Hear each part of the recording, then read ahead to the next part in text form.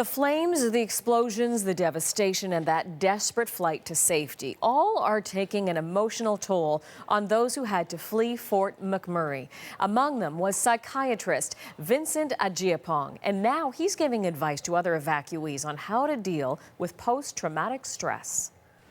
For myself, I was evacuated from the oil sands camp, got to, I was flown into Edmonton, and I was surprised that, the offer of accommodation in people's basements, complete strangers, everybody is trying to help. So it's not a time for those who have been impacted to self-isolate. It's a time for them to reach out and to accept help. The other thing is for them to try and engage socially.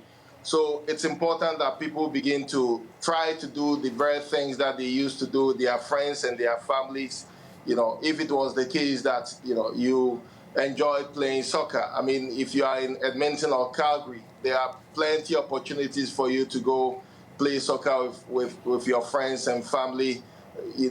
So it's important for people to try and establish a routine that way. The other thing is for people to, as much as possible, not to try to cope with the situation using drugs and alcohol. There's always the temptation when you are faced with a tragedy of this magnitude to try and cope by drinking a bit more alcohol or by engaging in drug use. But it's only going to lead to a situation where you have two problems instead of one, because ultimately the more you indulge in drugs and alcohol, you develop a drug and alcohol problem on top of any possible depression or post-traumatic stress disorder that may be on the way for you. That's psychiatrist Vincent Agyapong, who fled Fort Mac and is now offering advice to other evacuees.